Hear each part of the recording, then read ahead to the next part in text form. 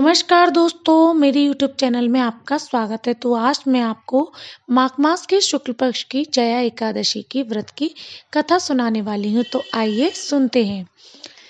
धर्मराज युधिष्ठिर बोले, हे भगवान, आपने माघ के कृष्ण पक्ष की शर्तिला एकादशी का अत्यंत सुंदर वर्णन किया।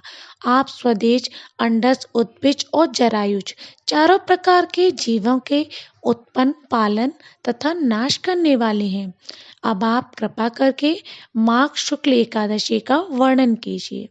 इसका क्या नाम है, इसके व्रत की क्या विधि है और इसमें कौन से देवता का पूजन किया जाता है।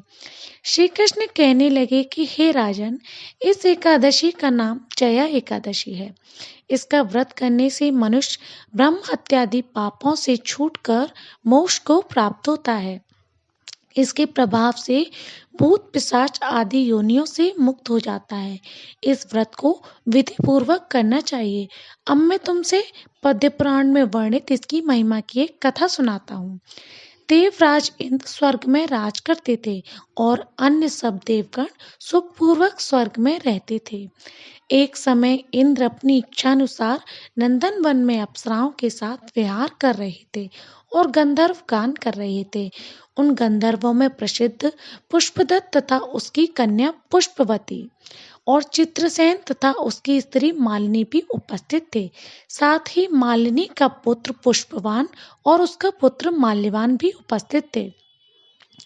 पुष्पवती गंधर्व कन्या माल्यवान को देखकर उस पर मोहित हो गई और माल्यवान पर काम बाण चलाने लगी।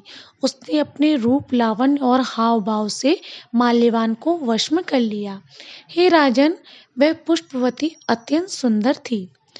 अब वे इंद्र को प्रसन्न करने के लिए गान करने लगे, परंतु परस्पर मोहित हो जाने के कारण उनका चित्त भ्रमित हो गया था।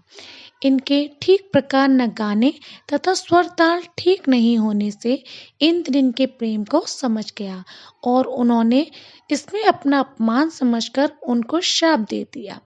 इंद्र ने कहा, हे मूर्खों, तुमने मेरी आज्ञा का उल्लंघन किया है, इसलिए तुम्हारा धिक्कार है।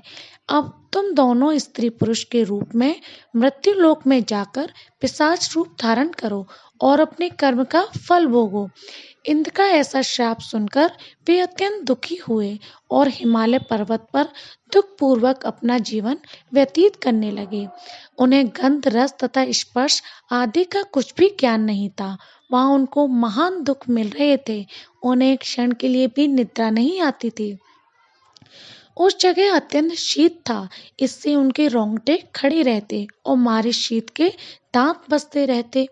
एक दिन पिशाच ने अपनी स्त्री से कहा कि पिछले जन्म में हमने ऐसे कौन से पाप किए थे जिससे हमको यह दुखदायी पिशाच योनि प्राप्त हुई। इस पिशाच योनि से तो नरक के दुख सहना ही उत्तम है, अतः हमें अब किसी प्रकार का पाप नहीं करना चाहिए। इस प्रकार विचार करते हुए वे अपने दिन व्यतीत कर रहे थे।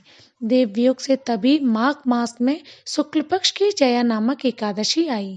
उस दिन उन्होंने कुछ भी भोजन नहीं किया, न कोई पाप कर्म ही किया, केवल फल फूल खाकर ही दिन व्यतीत किया और सायंकाल के समय महान दुख से पीपल के वृक्ष के नीचे बैठ गए। उस समय सूर्य भगवान अस्त हो रहे थे। उस रात को अत्यंत ठंड थी, इस कारण वे दोनों शीत के मारे अति दुखित होकर मृतक के समान पड़े हुए थे। उस रात्रि को उनको निद्रा भी नहीं आई। हे राजन, जया एकादशी के उपवास और रात्रि के जागरण से दूसरे दिन प्रभात होते ही उनकी पिशाच योनि छूट गई।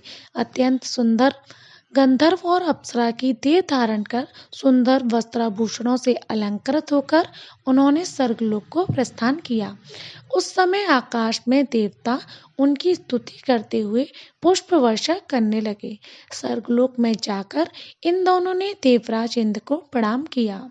इंद्र इनको पहले रूप में देखकर अत्यंत आश्चर्यचकित हुआ और पूछने लगा कि तुमने अपनी पिशाच योनि से किस तरह छुटकारा पाया, सो सब बतलाओ।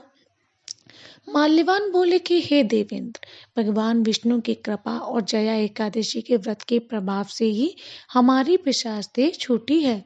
तब इंद्र बोले कि हे माल्यवान, भगवान की कृपा और एकादशी के व्रत करने से न केवल तुम्हारी पिशाच योनि छूट गई, वरन हम लोगों के भी वंदनीय हो गई, क्योंकि विष्णु और शिव के भक्त हम लोगों के वंदनीय हैं। अतः आप धन्य हैं। अब आप पुष्पवती के साथ जाकर विहार करो। श्री कृष्ण कहने लगे कि हे राजा युधिष्ठिर, इस जया एकादशी के व्रत से बुरी योनि छूट जाती है।